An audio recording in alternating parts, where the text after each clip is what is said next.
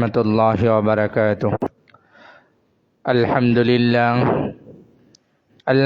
لله نحمده ونستعينه ونستغفره ونؤمن به ونتوكل عليه ونعوذ بالله من شرور أنفسنا ومن سيئات أعمالنا.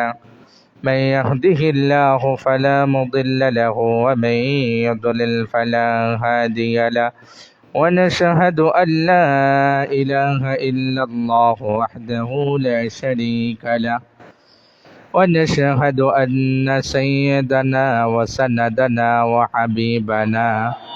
وحبيب ربنا ومولانا محمدا عبده ورسوله، أرسله بالحق بشيرا ونذيرا وداعيا إلى الله بإذنه وسراجا منيرا.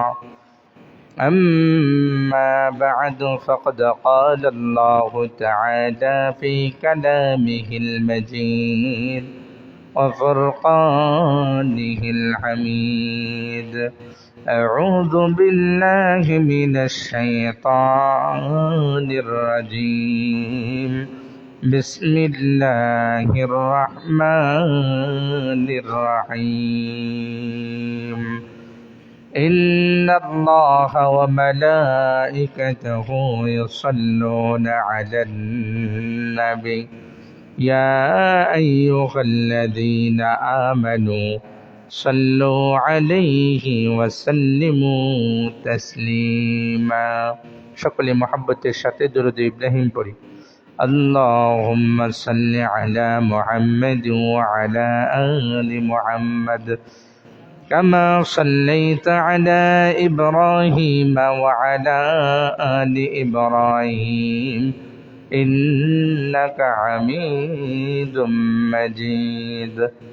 اللهم بارك على محمد وعلى آل محمد كما باركت على إبراهيم وعلى آل إبراهيم إنك حميد مجيد.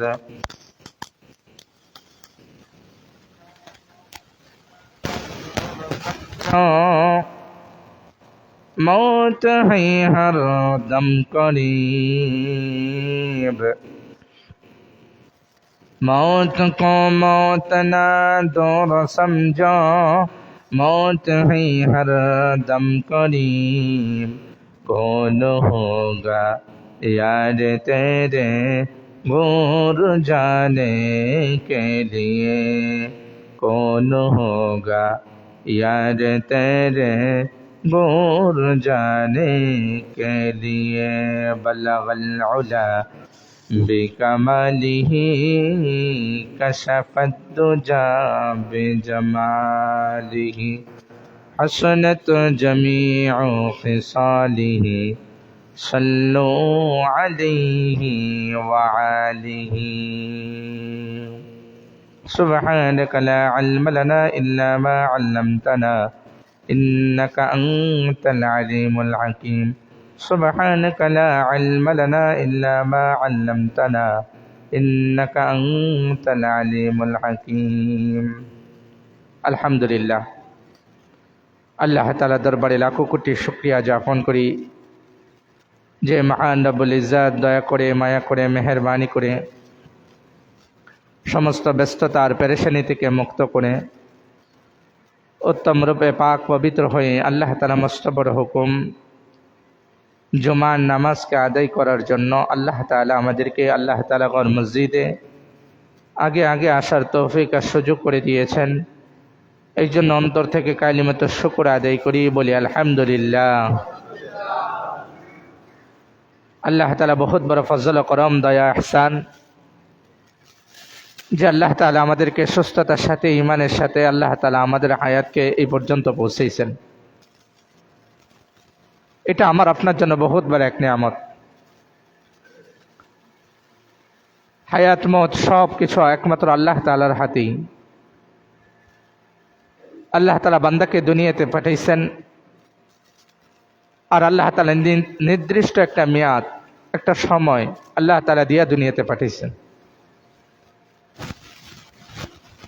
দুনিয়াতে বান্দাকে আল্লাহ তাআলা পাঠানোর আগেই আল্লাহ তাআলা বান্দার কতটা সেকেন্ড সে দুনিয়াতে বাঁচবে, দুনিয়াতে সে কতটা মুহূর্ত সে দুনিয়াতে বাঁচবে, এই মুহূর্ত, এই সময় আল্লাহ তাআলা নির্ধারণ করছেন। আমি দুনিয়াতে কতটা নিঃশ্বাস দুনিয়াতে নিব, কি পরিমাণ বাতাস অক্সিজেন আমি গ্রহণ করব, এই পরিমাণ আল্লাহ তাআলা আগে ঠিক করছেন। আমি দুনিয়াতে কত লুকমা খানা খাবো, কত দানা খানা খাবো, আমি কি পরিমাণ পানি পান করব, এই সমস্ত কিছু আল্লাহ তাআলা হিসাব করে দুনিয়ার গোটা হায়াতের জিন্দেগির সমস্ত রিজিকের পুরা হিসাব করে আল্লাহ তাআলা আমাকে দুনিয়াতে পাঠিয়েছে।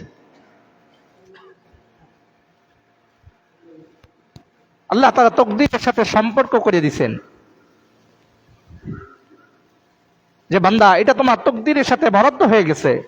তুমি দুনিয়াতে কত সেকেন্ড সময় বাঁচবা, দুনিয়াতে কি পরিমাণ খানা তুমি খাইবা, কি পরিমাণ পানি পান করবা, কি পরিমাণ অক্সিজেন তুমি গ্রহণ করবা, এই সমস্ত কিছু আল্লাহ তাআলা আমার জন্য নির্ধারণ করে বরাদ্দ করে আল্লাহ তাআলা আমাকে দুনিয়াতে পাঠিয়েছে।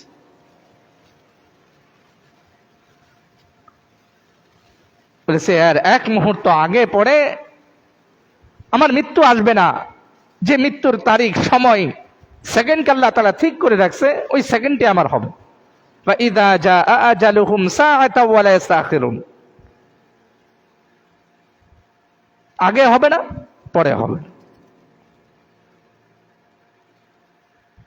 এই জন্য পৃথিবীর চূড়ান্ত পর্যায়ের এক সত্য কথা হলো মৃত্যু। যে মৃত্যু পৃথিবীর এতটাই চূড়ান্ত সত্য কথা, যার উপরে পৃথিবীর কোনো মানুষের কোনো সন্দেহ নাই। পৃথিবীতে এমন মানুষের বসবাস আপনি পাবেন যারা পৃথিবীর চূড়ান্ত সত্য এক আল্লাহ তাআলাকে অস্বীকার করে,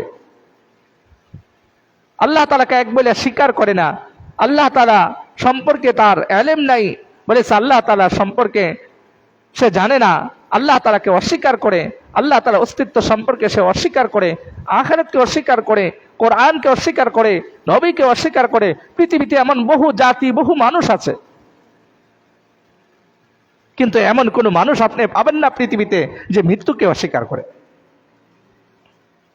আছে পৃথিবীতে এমন কোন মানুষ যে মৃত্যু হবে না, দুনিয়াতে চিরজীবন সে থাকবে, এমন কথা বিশ্বাস করে পৃথিবীতে কোন নাস্তিক, বেঈমান, মুশরিক, কাফের আছে?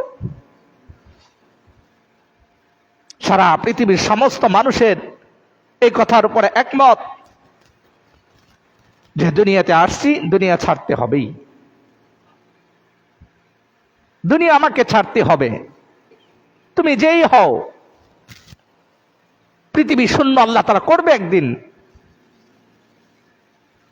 আল্লাহ তাআলা বলছে আল্লাযী খালাকাল মাউতা ওয়াল হায়াতা লিয়াবলুয়াকুম আইয়ুকুম আহসানু আমালা।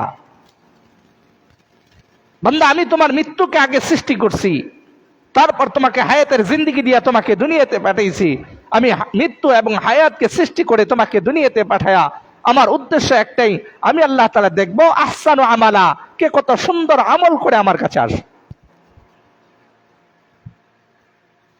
আমি মৃত্যুর পরে তোমার সুন্দর আমল দেখবো, মৃত্যুর পরে জিন্দেগিতে দুনিয়ার সুন্দর আমলগুলা মৃত্যুর পরে কাজে আসবে। দুনিয়া তুমি কি পরিমাণ সম্পদের মালিক হইছ, দুনিয়াতে কি পরিমাণ অট্টালিকা, ধন সম্পদ, বলেছে বাড়ি গাড়ি, এগুলা কামাই করছ, এগুলা আমার কোনো কিছু মৃত্যুর পরে গ্রহণযোগ্য হবে না। আমি দেখবো ঈমান আমল, সুন্দরটা দেখবো, কত সুন্দর আমল করে আমার কাছে আসছে। এই জন্য আল্লাহ তাআলা মৃত্যুর কথা আগে বলছে, বান্দা আমি কিন্তু মৃত্যু দিয়ে তোমাকে সৃষ্টি করছি। এই জন্য মানুষ মৃত্যুবরণ করে, এটা বড় আশ্চর্য কথা না। মানুষ বেঁচে আছে, এটা বড় আশ্চর্য কথা। মৃত্যু তো এটা সুনিশ্চিত, মৃত্যুবরণ করতেই হবে, কিন্তু মানুষ কিভাবে বেঁচে আছে, মানুষকে কে বাঁচাইতেছে, কে হায়াত দিয়া, কে এত সুন্দর 3.5 হাত দেহ বডি দিয়া বলে সে দুনিয়াতে কিভাবে চালাচ্ছে, এটা বড় আশ্চর্য হওয়ার কথা ছিল। কিন্তু আমরা মৃত্যুতে আশ্চর্য হয়ে যাই। যখন কোনো মানুষের মৃত্যুর সংবাদ শুনি তখন আমরা আশ্চর্য হই, লোকটা মারা গেছে। না, আশ্চর্য হতে হবে আমি আপনি কিভাবে বেঁচে আছি, কার করুণায়, কার দয়া, কে আমাকে বাঁচাচ্ছে, কে আমাকে এরকম নিঃশ্বাসের সাথে বলেছে এরকম রিজিক দিয়া দুনিয়াতে জীবিত রাখছে, এটা কিভাবে জীবিত রাখছে, এটা নিয়ে আশ্চর্য হওয়ার কথা ছিল। মৃত্যু হয়ে যাওয়া এটা আশ্চর্য না, মৃত্যু হবে।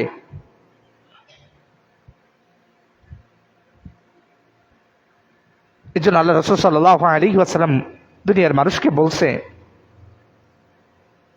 আকসিরু যিকরা হাযিমিল লাযযাতিল মাউত, আকসিরু যিকরা হাযিমিল লাযযাতিল মাউত। আল্লাহ রাসূল সাল্লাল্লাহু আলাইহি ওয়াসাল্লাম বলেন, ও দুনিয়ার মানুষ, তোমরা মৃত্যুকে অধিক পরিমাণ স্মরণ করতে থাকো। যদি তোমরা মৃত্যুকে অধিক পরিমাণ স্মরণ করতে থাকো তাহলে এমন একটা সময় মুহূর্ত তোমার আসবে, বলেছে মৃত্যুকে স্মরণ করার মাধ্যমে আল্লাহ তাআলা দুনিয়ার লোভ লালসা ধ্বংস আল্লাহ তাআলা সব কিছু তোমার দিল থেকে বাইর করে দিবে। মৃত্যুকে বেশি বেশি স্মরণ করো। যে ব্যক্তি মৃত্যুকে বেশি বেশি স্মরণ করবে, মৃত্যুর কথা স্মরণ করবে, তার দিলের ভিতরে দুনিয়া আকাঙ্ক্ষা, দুনিয়ার প্রাচুর্যতার লোভ, দুনিয়া ক্ষমতার লোভ, দুনিয়ার চাকচিক্যর লোভ তার দিলের ভিতরে থাকবে না, বের হয়ে যাবে। এই জন্য আল্লাহ রাসূল সাল্লাল্লাহু আলাইহি ওয়াসাল্লাম বলছে, তোমরা অধিক পরিমাণ মৃত্যুর কথা স্মরণ করো আর ওই দিনের কথা চিন্তা করো যেদিন তোমাদের প্রত্যেককে আল্লাহ তাআলার সামনে দাঁড়াইতে হবে। আল্লাহ তাআলা কোরআনে কারিমের সর্বশেষ আয়াতকে নাজিল করে পৃথিবীর মানুষকে মেসেজ দিছে, মহাগ্রন্থ আল কোরআন, যে কোরআনের ভিতরে আল্লাহ তাআলা সমস্ত ইতিহাসকে দিলেন, মানব জাতির সফলতার, সুখ শান্তির সফলতার চূড়ান্ত পর্যায়ের কথাগুলো শুনাইলেন, কিয়ামত পর্যন্ত সমস্ত সমস্যার সমাধান দিলেন। ওই কোরআনুল কারীমকে আল্লাহ তাআলা যে আয়াতের মাধ্যমে সমাপ্ত করছে, ওই আয়াতের ভিতরে আল্লাহ তাআলা দুনিয়ার মানুষকে কত বড় গুরুত্বপূর্ণ মেসেজ দিচ্ছে। আল্লাহ তাআলা বলতেছে, ওয়াত্তাকু ইয়াওমান তুরজাউনা ফীহি ইলাল্লাহ, ওয়াত্তাকু ইয়াওমান তুরজাউনা ফীহি ইলাল্লাহ সুম্মা তুওয়াফা কুল্লু নাফসিন মা কাসাবাত ওয়া হুম লা ইউযলামুন। আল্লাহ তাআলা বলেন, হে দুনিয়ার মানুষ, ওয়াত্তাকু, তোমরা ভয় করো, ইয়াওমান তুরজাউনা ফীহি ইলাল্লাহ, ওই দিনকে যেদিন তোমাদের প্রত্যেককে আমার সামনে ফিরে আসতে হবে। ওয়াত্তাকু ইয়াওমান তুরজাউনা ফীহি ইলাল্লাহ, ও দুনিয়ার মানুষ, ওই দিনকে ভয় করো, অর্থাৎ কিয়ামতের দিনকে তোমরা ভয় করো, যেদিন দুনিয়ার প্রত্যেকটা মানুষকে আমার সামনে দাঁড়াইতে হবে, ফিরে আসতে হবে। প্রত্যেকটা মানুষ, যেদিন দুনিয়ার প্রত্যেকটা মানুষকে আল্লাহ তাআলার সামনে দাঁড়াইতে হবে। আল্লাহ তাআলা কোরআনে কারিমে এই আয়াতের মাধ্যমেই কোরআনে কারিমকে সমাপ্ত করছে। এই আয়াতের পরে আর কোনো আয়াত জমিনে নাজিল হয়নি।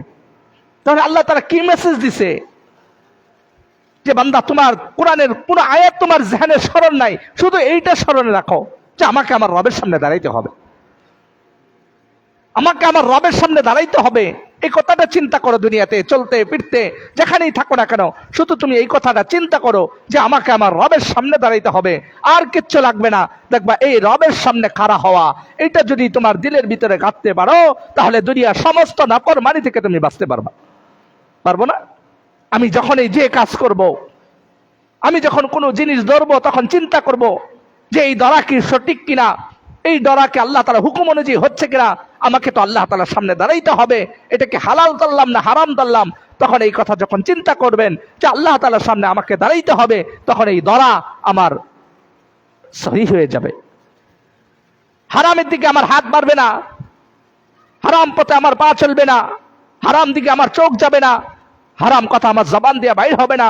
তখন আমি এই কথা চিন্তা করবো, মা ইয়ালফিযু মিন কাউলিন ইল্লা লাদাইহি রাকীবুন আতীদ, যে আমার প্রত্যেকটা কথা রেকর্ড হচ্ছে, আমার সামনে এই কথাগুলা পেশ করা, আমার রবের সামনে এই কথাগুলা পেশ করা হবে।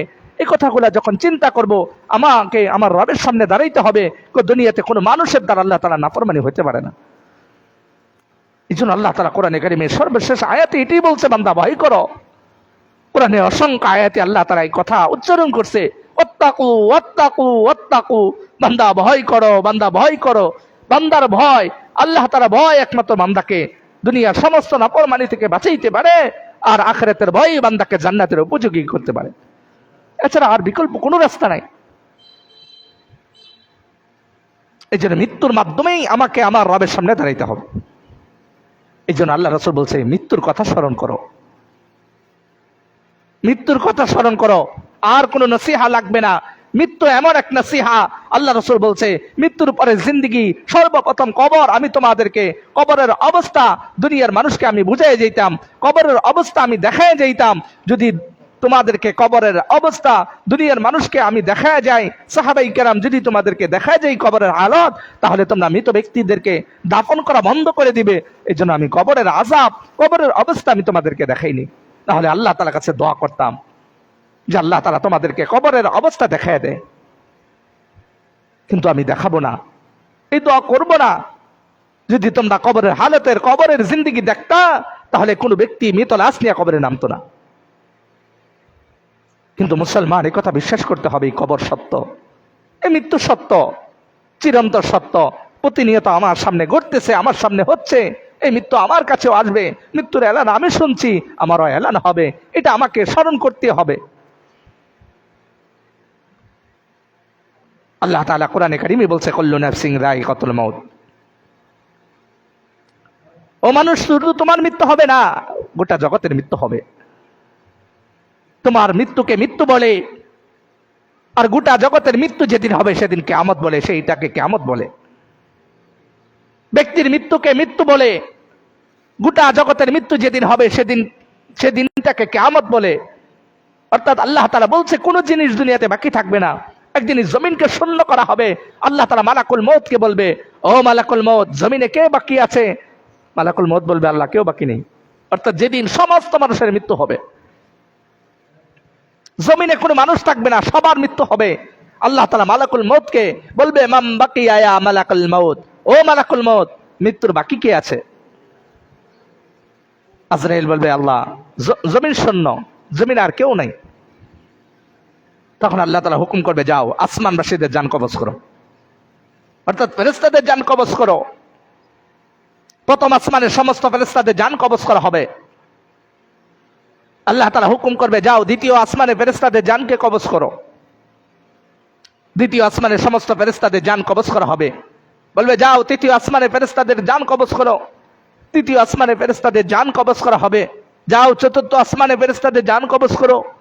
চতুর্থ আসমানের ফেরেশতাদের জান কবজ করা হবে। এভাবে 7 আসমানের সমস্ত ফেরেশতাদের জান কবজ করার পরে আল্লাহ তাআলা ডাক দিবে, মালাকুল মউত, আর কে বাকি আছে?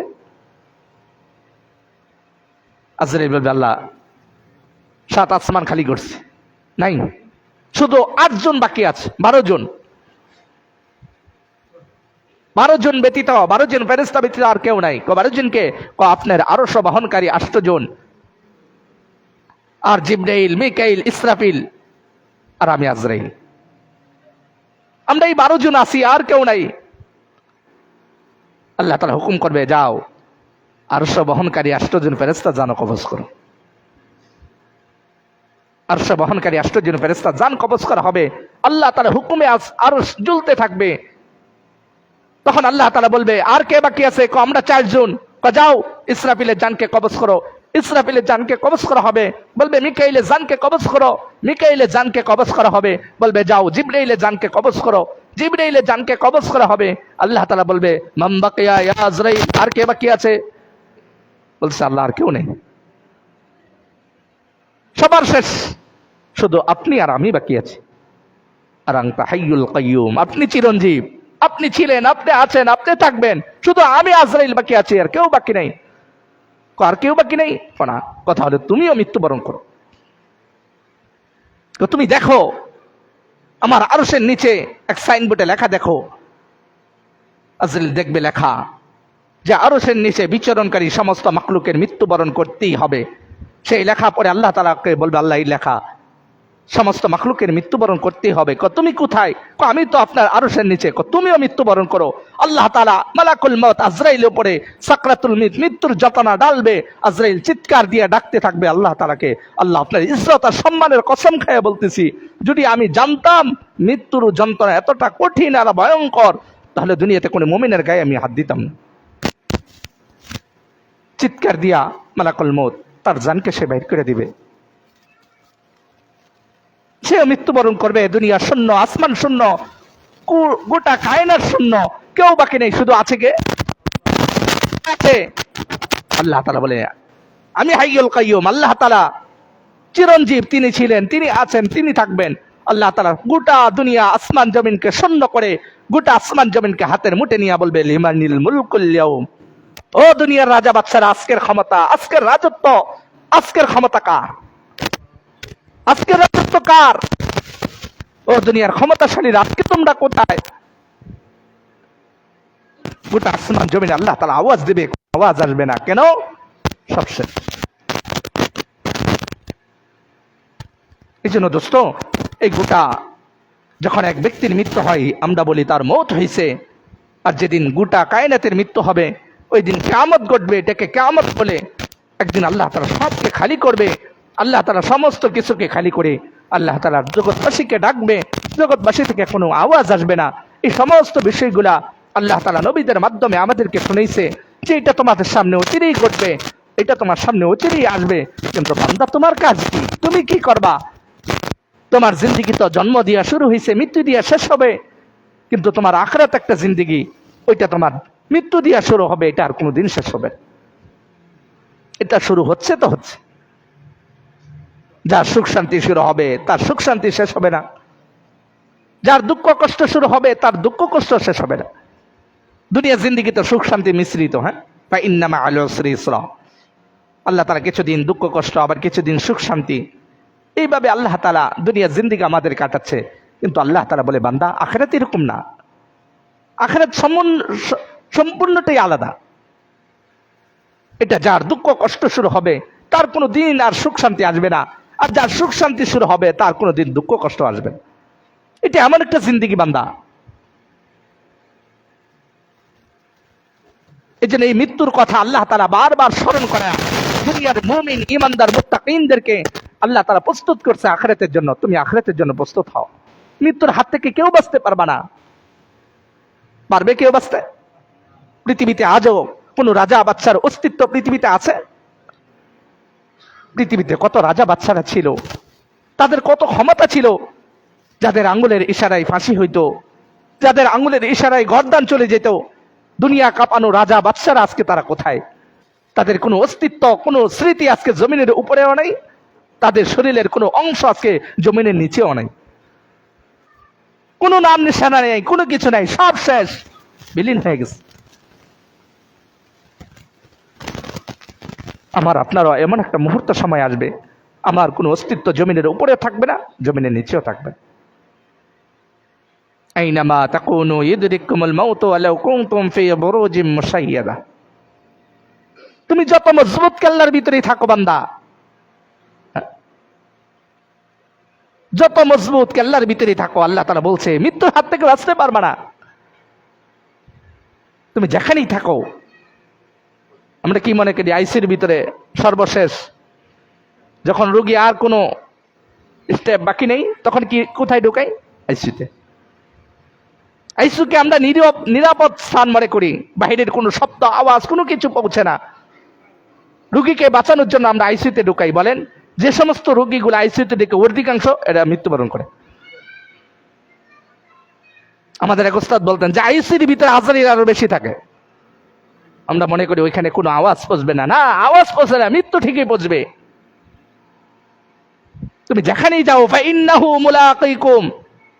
আল্লাহ তাআলা বলছে তুমি এখান থেকে এই হাসপাতাল থেকে ওই হাসপাতাল, ওই হাসপাতাল থেকে ওই হাসপাতাল, হ্যাঁ, বাংলাদেশ শেষ করে মাদ্রাজ, সিঙ্গাপুর, কত জায়গায় আমরা নিয়ে যাচ্ছি কত রোগীকে, কিন্তু মৃত্যু সেখানেই উপস্থিত। ফাইন্নাহু মুলাকিকুম, মৃত্যু মোলাকাত করবেই তোমার সাথে। গত 2 দিন আগে আমাদের মহল্লার আবু বকর সাহেব ইন্তেকাল করছেন। বলেন, তিনি আইসিউর ভিতরে ছিলেন, বাঁচতে পারছে, বাঁচাইতে পারছে। আত্মীয় স্বজন কত চেষ্টা ফিকির কত কিছু করছে, বাঁচাইতে পারে নাই। গত বছর, গত করোনাতে যমুনা গ্রুপের মালিক, তিনার একটা কথা পৃথিবীবাসী আজকে জানে। মৃত্যুর আগে মৃত্যুর কষ্ট যন্ত্রণা এতটাই বেশি হয়েছে, তিনি ডাক্তারদেরকে এই কথা বলতেছিলেন যে শুধু আমার একটু কষ্টটা আমার কমাও, যত টাকা লাগে, যা লাগে সব তোমাকে দিব, আমার সম্পত্তি সব দিয়ে দিব, তবে আমার মৃত্যুর কষ্ট থেকে আমাকে বাঁচাও। বলেন তার কোনো টাকার কমতি ছিল? অল্প মুহূর্তের জন্য তার কষ্ট কমাইতে পারে নাই, তাকে 1 সেকেন্ড অতিরিক্ত সময় বাঁচাইতেও পারেন। এটা চিরন বাস্তবতা। আমার সামনে আল্লাহ তাআলা প্রতিদিন প্রতিনিয়ত এমন ঘটনা ঘটে আমাকে শিক্ষা দিচ্ছে। প্রতিদিন আল্লাহ তাআলা আমার চোখের সামনে সূর্যকে উঠাচ্ছে আর সূর্য ডুবাচ্ছে। আমরা তো বুঝি যে সূর্য উঠে আমাকে আলো দিচ্ছে, সূর্য ডুবে আবার রাত্র আসছে না, আল্লাহ তাআলা সূর্য উঠানোর মাধ্যমে আমাকে মেসেজ দিচ্ছে, বান্দা যে সূর্য উঠতেছে আবার ডুবতেছে, বান্দা একটু চিন্তা করো, তুমি দুনিয়াতে উঠছো, তুমিও ডুবে যাইবা। তোমার হায়াতের জিন্দেগি একদিন শেষ হবে, তুমিও জমিন থেকে ডুবে যাইবা, জমিনের নিচে চলে যাবা। সূর্য যেরকম উঠছে আবার ডুবে গেছে, গাছের পাতা আমার চোখের সামনে জ্বলতেছে, আল্লাহ তাআলা এই মেসেজ দিচ্ছে, বান্দা এই পাতা যেরকম জ্বলে গেছে তুমিও জ্বলে যাইবা। আল্লাহ তাআলা এই মেসেজগুলো আমাকে দিচ্ছে। আমার সামনে আমার ভাইয়ের মৃত্যু, আমার বাবার মৃত্যু, আমার দাদার মৃত্যু, এই সমস্ত মৃত্যুগুলা ঘটায়া আল্লাহ তাআলা আমাকে বোঝাচ্ছে, বান্দা তোমারও মৃত্যু ঘটবে। আমার হাতে মৃত ব্যক্তিদের গোসল করাচ্ছে, আমার হাতে এরকম দাফন দেওয়াচ্ছে, আমার হাতে এরকম আমার মাধ্যমে এলান দেওয়াচ্ছে। সব কিছু এইগুলা কেন করাচ্ছে? যেন আমি চিন্তা ফিকির করি যে এই সমস্ত কিছু আমার সাথে ঘটবে। এই জন্য মেরে দোস্ত, দুনিয়ার এই সংক্ষিপ্ত জিন্দগি এটা আমার বহুত বড় এক নিয়ামত। আমার এই মৃত্যুর কথাকে চিন্তা করে নিজেকে আখিরাতের জন্য তৈরি করতে হবে। লোকমান আলাইহিস সালামের কথা আল্লাহ তাআলা কোরআনে কারিমে বলছেন যে দুনিয়ার মানুষ, তুমি দুনিয়ার জন্য এই পরিমাণ মেহনত করো যতদিন তুমি দুনিয়াতে থাকবে, আর তুমি আখিরাতের জন্য এই পরিমাণ মেহনত করো যতদিন তুমি আখিরাতে থাকবে। একটু চিন্তা করি, দুনিয়াতে কয়েক সেকেন্ড, আখিরাতের তুলনায় দুনিয়া কয়েক সেকেন্ড সময়। এই কয়েক সেকেন্ড সময়ের জন্য আমি কি পরিমাণ মেহনত করতেছি, চেষ্টা করতেছি। আর আখিরাত কত লম্বা হায়াত, কত লম্বা জিন্দেগি, ওইটার জন্য আমার কি পরিমাণ মেহনত করা দরকার, কি পরিমাণ আমার এরকম শ্রম করা দেওয়ার দরকার। আজকে আমি কি পরিমাণ শ্রম দিচ্ছি। এর জন্য আল্লাহ তাআলা আমাকে সুস্থ আকল দিচ্ছেন, বিবেক দিচ্ছেন, এটা চিন্তা করতে হবে আমাকে। ইব্রাহিম ইবনে আদহাম রাহমাতুল্লাহি আলাইহি জগৎ বিখ্যাত এক আবেদ ছিলেন, এক বুজুর্গ ছিলেন।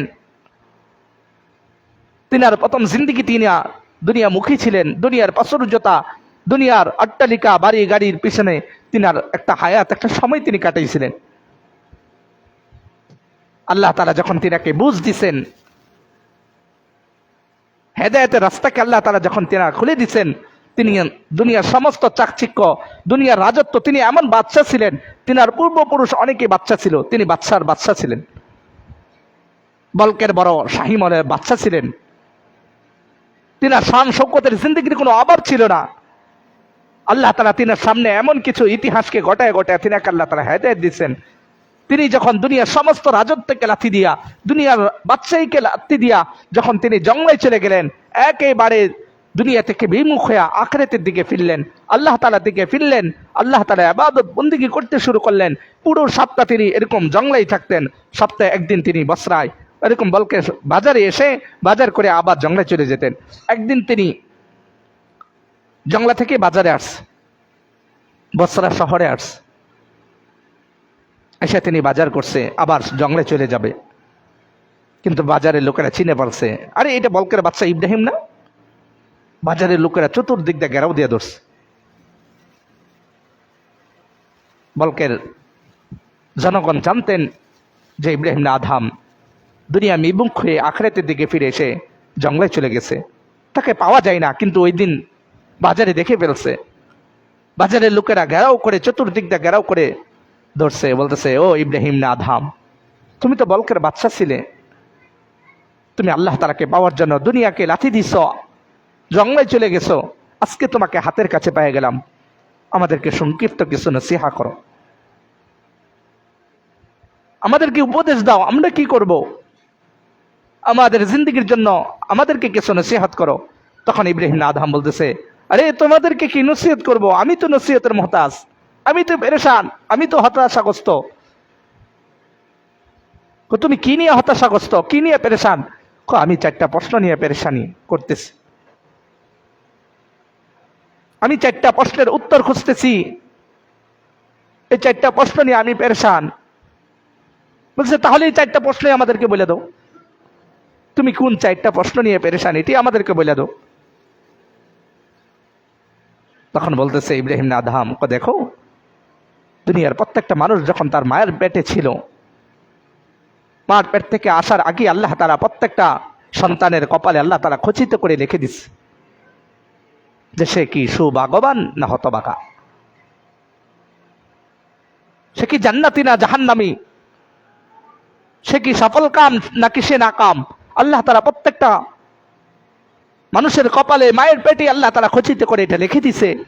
কিন্তু আমি তো বড় পরেশান, আমার কপালে কি লেখা হয়েছে, আমি কি সফল কাম এক ব্যক্তি নাকি আমি নাকাম, আমার জিন্দিগির উদ্দেশ্য, আমার জিন্দিগি কি, কোন পথে চলছে এটা তো আমি জানি না। আমি এইটা নিয়ে খুব পেরেশান যে আমার কপালে কি লেখা হয়েছে এটা তো আমি জানি না। দ্বিতীয় প্রশ্ন হলো যে আল্লাহ তাআলা দুনিয়াতে প্রত্যেকটা মানুষকে মৃত্যু দান করবে, কিন্তু মৃত্যুর আগে এক ফেরেশতা আসে,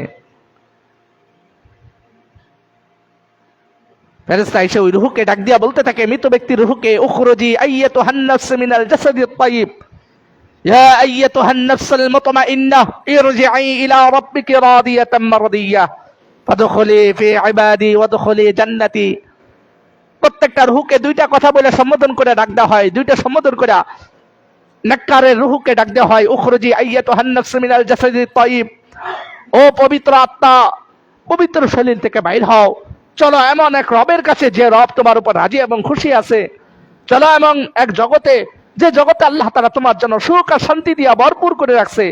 এই কথা বলে আত্মাকে, রূহকে ডাক দেওয়া হয় মৃত্যুর আগে।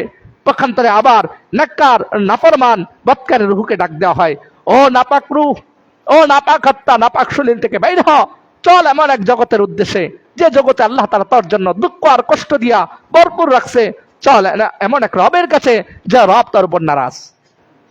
এই 2টা কথা বলে ডাক দেওয়া হয়।